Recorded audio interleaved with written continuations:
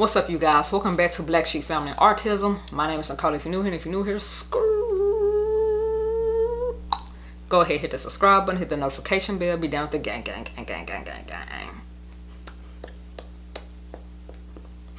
Okay, you guys, so this should be part 4 or 5. I honestly don't know. This should be like the last video, or I might do another one to like update like an updated version of the update of what's going on. But yeah, I told you guys that I was gonna stop the camera and not re-record, but I was gonna stop the camera and record some more, because after 20-30 minutes, like you just get to talking, and I don't want it to be like a 45-minute video. So I still got my notes, and I'm just gonna talk to y'all about some of this. Okay, I'm gonna start with the kid's attorney.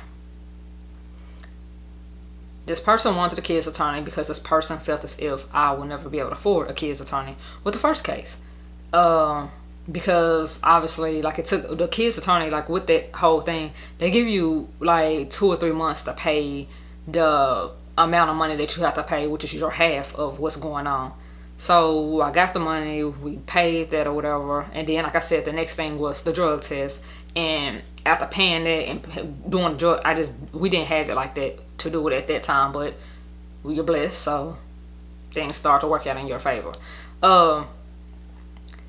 So with the kid's attorney, at first, I'm gonna tell y'all how she was at first. I think I have already kind of like touched on it a little bit, but like at first, before I got a new lawyer that's actually doing some work, at first it was like she had a visit with him, she had a visit with the kids, she did all that. She had a visit with me, and a phone visit with me. It seemed fine or whatever. We went to court, because this is around the time that he just was not letting me get the kids. We went to court, and she was asking him, like, why was I never able to do a home visit with the mom or whatever, blah blah blah this, blah blah blah that. Like, and this was like when the drug test had came back, and he already didn't let me get them and was checking them out and all this other stuff. But after that, like after the either first,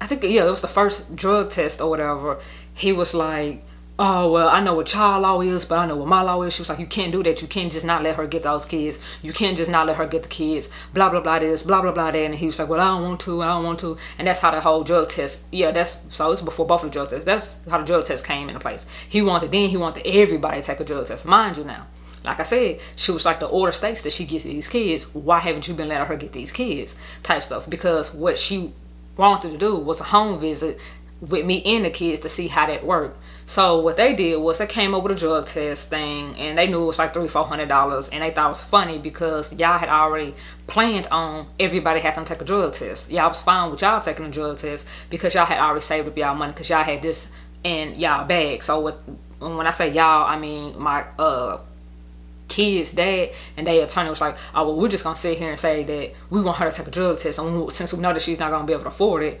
we're gonna do it that way.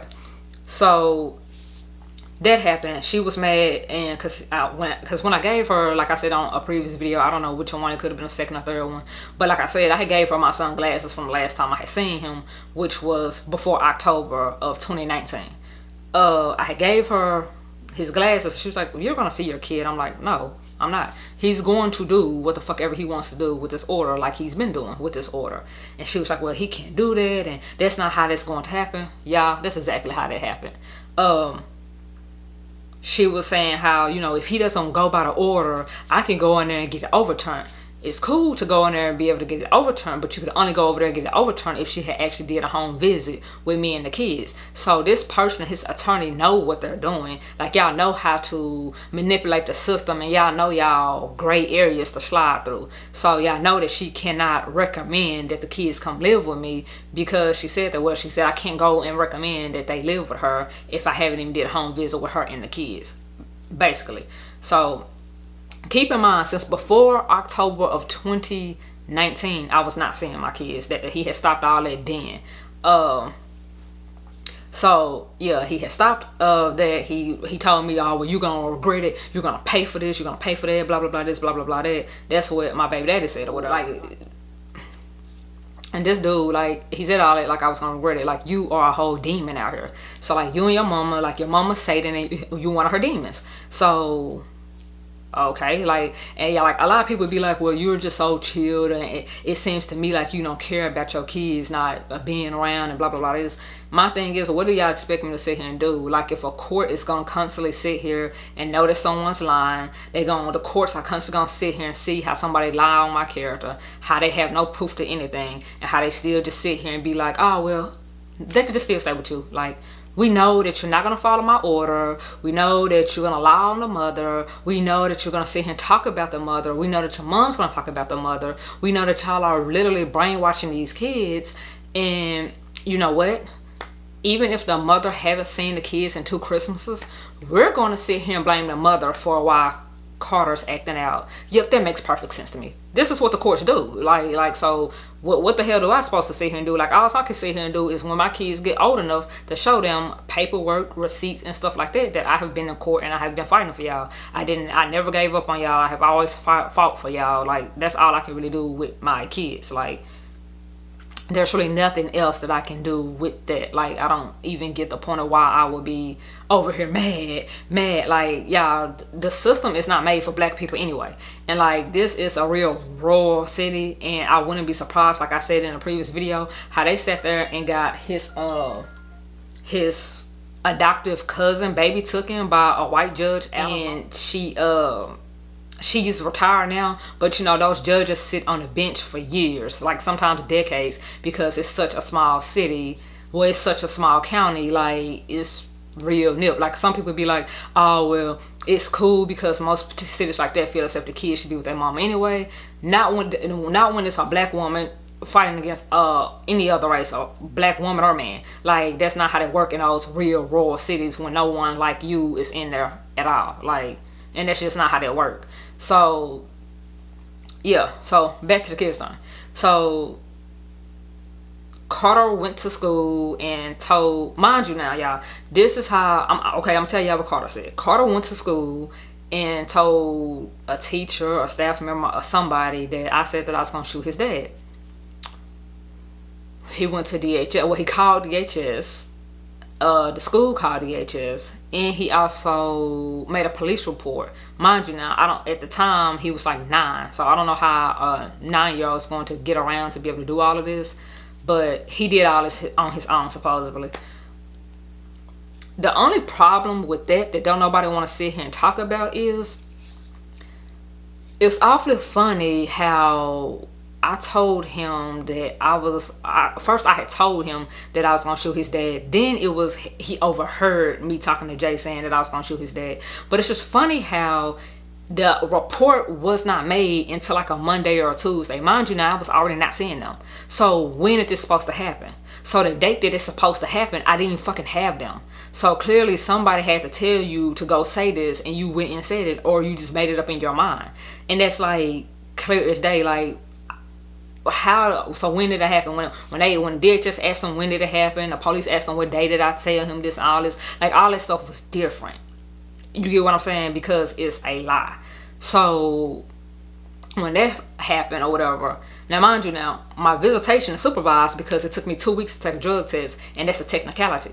Like I said, these people found the gray area. They knew how they was gonna play this game and knew how they was gonna fuck me with my visitation with my damn kids. So they took a whole little gray area with that. So what was I gonna say? So that's how I ended up being on supervisor visitation. The kids attorney gonna sit here and tell me point blank period, well, your visitation is supervised because of the statement that you made to Carter, or the statement that you made that Carter overheard. Oh, it's not even allegedly now. I made the statement.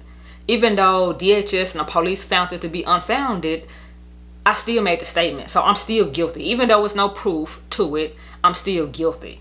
So when I sit here and say that at first she was fine, at first I feel like she was cool, and now I feel like she probably know them, and I feel like she's racist, and I feel like you're biased to this whole case, like, now it's totally different. Because it's one thing to sit here and like she was trying to, and like, y'all, I have a whole witness to this. Like, she was sitting there like right next to me, and when we got in the car, like I was ready to go. like at her office, because I had to say it couldn't have been that his dad told him to say this, since around that time I wasn't even getting them no damn way, because the school would not release them even though they had a fucking order stating what the fuck they supposed to do. Even though it was an order there, they still would not fucking release Carter, or they would check them out in like 10 minutes before I got there type stuff. And like I have all the evidence to this. Like I had the school reports, and I also have video reports, video proof of me being there, them calling, well, no, he's not there, and blah blah blah, this blah blah blah. He looks like he was checked out by grandma, looks like he was checked out by dad, looks like he was checked out by this person, looks like they wasn't here for that day.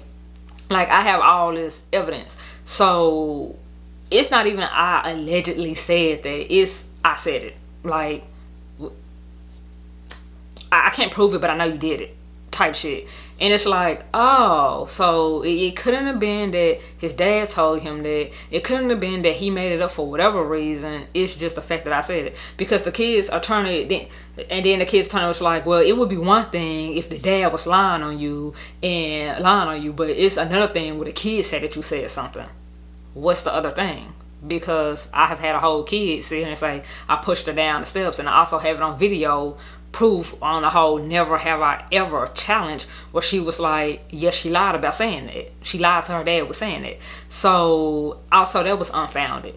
So kids don't for whatever reason lie, or a person couldn't, you know, get them to lie type stuff. Like it just make that make sense. Like it to me it's just biased as the fuck, because you cannot prove that I did some shit but yet I did it. Like you cannot prove that I said it but yet I said it. Like, and that's just how I feel about the kids, Tony. I just feel like she's biased. I don't feel like I don't even feel. And then what she said, well, it's supervised because of the statement that you made to them, and I can't say that I blame him for that. Like, so bitch, you really just sitting here siding with a motherfucker with some unfounded fucking bullshit. Like, you don't even have proof that I said this shit. It's unfounded. Like, DHS, it was unfounded with DHS, and it was like, what the fuck with the police department. So, but yet you're sitting here telling me what the fuck I said. And like, y'all, my cousin-in-law was there, and like, she got in the car. She said, now how the fuck is she gonna sit here in one breath, sit here and say that, oh, well, you know how kids will say it, like you could have been like, oh my God, I can kill him, or I would kill him. And they'll sit here and say it like you said, oh my God. Like, no, that's not how you said that at first. How you kept saying it and how she kept repeatedly saying it. I said that shit. I said that I was gonna shoot him. Like she was fucking there and she heard it herself and knew for a fact that I said that shit.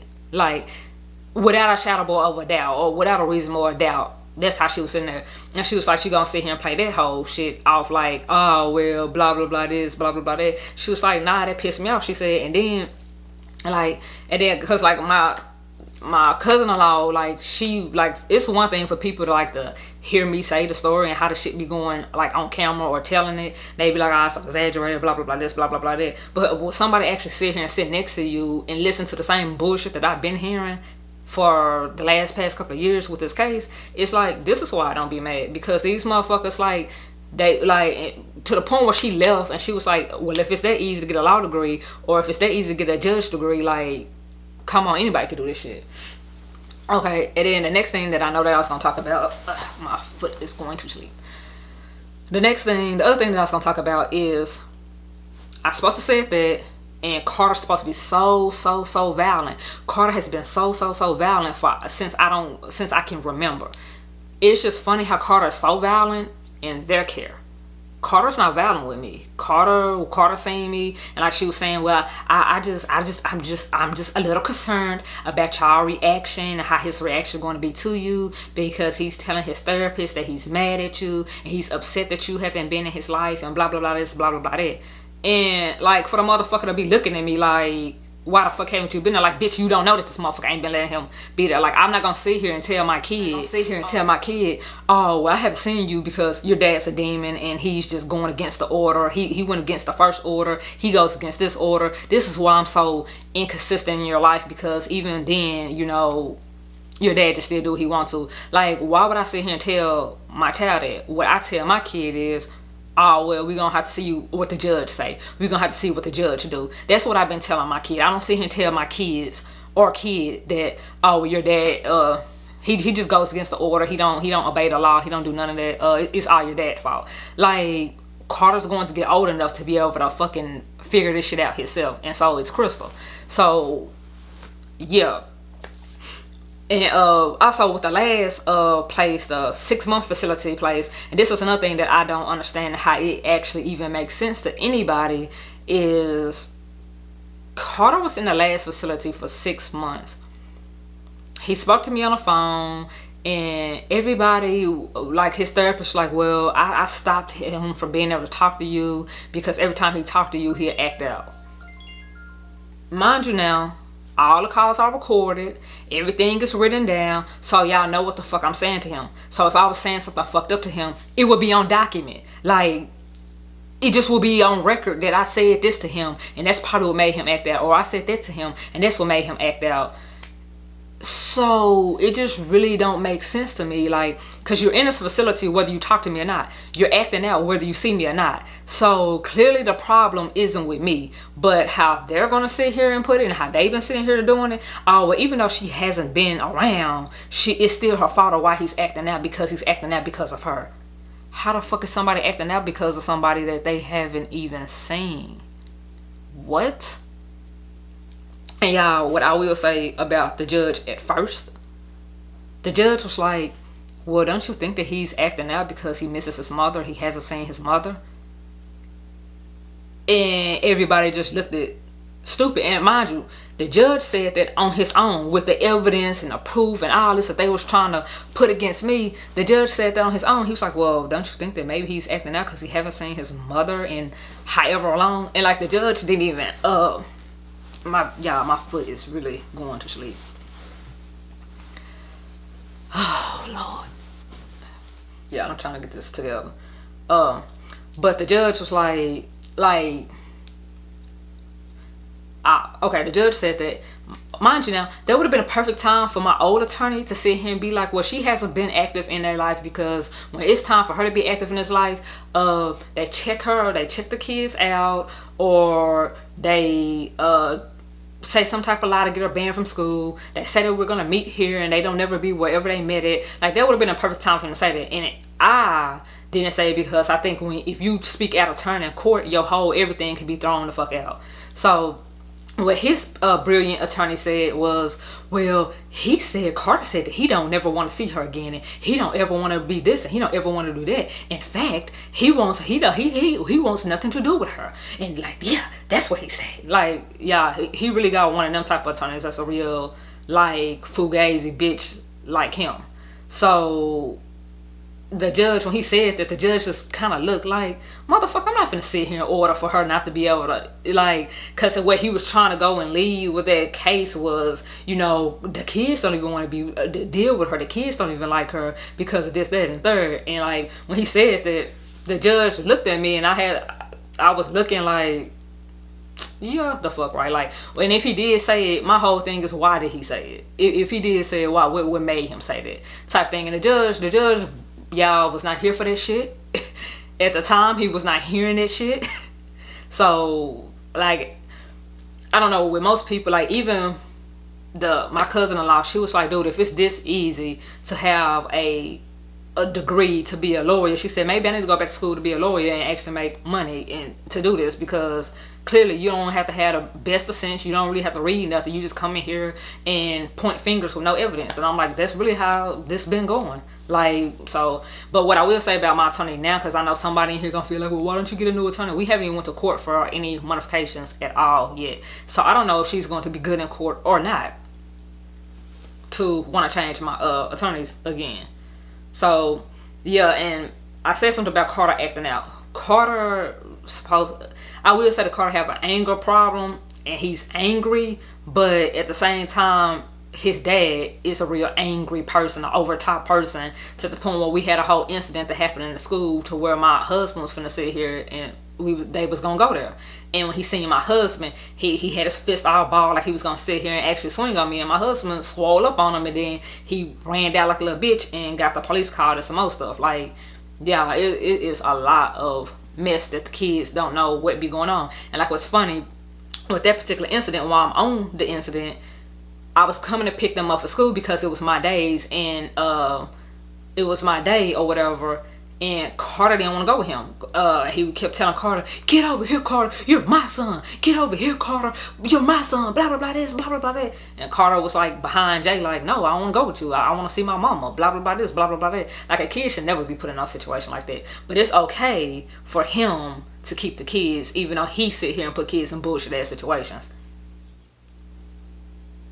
But I was gonna say, Carter whole little anger shit with him, I think Carter anger stems from something with his dad, because see, it's the difference between me and Carter is, well, me with Carter's dad and me, I'm real like laid back. I'm real laid back, and